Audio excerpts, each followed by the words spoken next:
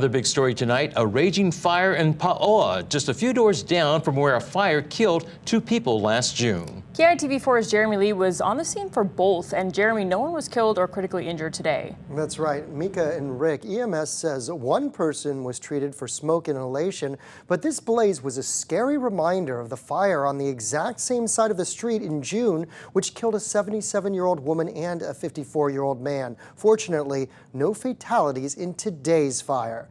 The 911 call came in to HFD at 5:12 p.m. that a blaze was engulfing a home on Kaola Way. Fire crews were on the scene within 4 minutes to find flames emerging from a 3-story residence. 11 units in all responded to the scene. The building, fortunately, was unoccupied as multiple homes were found to be empty.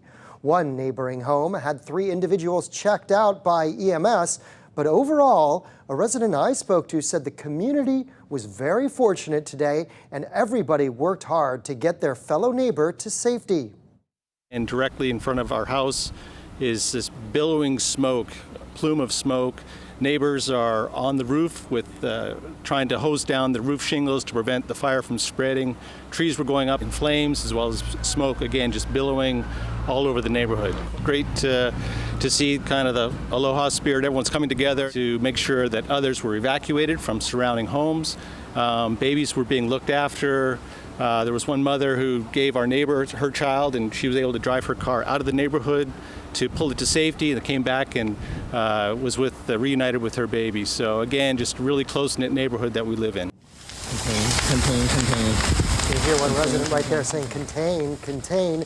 That is Kaiola, who I met last June on that same street, Kaola Way. Now, he lives in between the 2 separate fire sites, which only have a few houses between them.